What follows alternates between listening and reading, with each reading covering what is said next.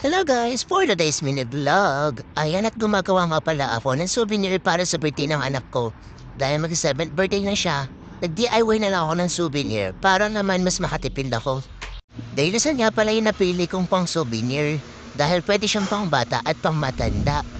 Ito lang po yung naisip ko na souvenir na pwede siyang gamitin agad at hindi na siya itatambak sa bahay. Kadalasan kasi sa mga souvenir ay tinatambak lang din sa bahay tapos pagka lumipas ang panahon, tinatapon na din naman. So ito yung naisip ko para naman magagamit agad ng mga bata at ng mga matanda na pwede niyang magamit araw-araw. Meron pang batang sumingit na nagpapakit sa camera. Ayan po si Lexi Cornatebe. O, smile daw. Kit-kit daw tayo dyan.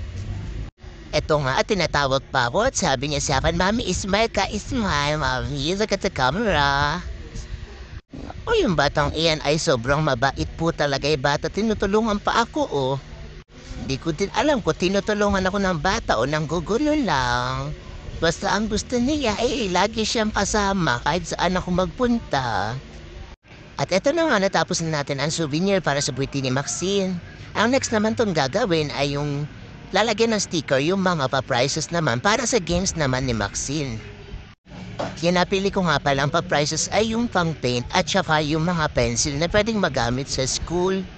Kaya nga pala yung pang-paint yung naisip kong pa-prizes para naman malibang yung mga bata at hindi puro cellphone na lang ang ginagawa nila ngayon.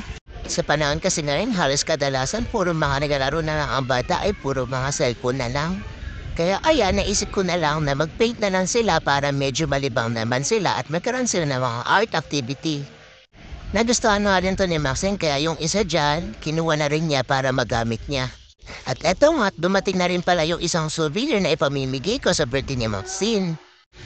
Nagandaan din ako sa mug na to kaya sabi ko maganda din siya pang souvenir kaya ayan, pinapako na siya at nilalagyan pa na ng sticker. Naayos ko na talaga lahat ng mga pa-prizes at souvenir para sa birthday ni Maxine nakaready na ang lahat. At eto nga, kinuha ko na lang din yung kandila para maganda naman tingnan.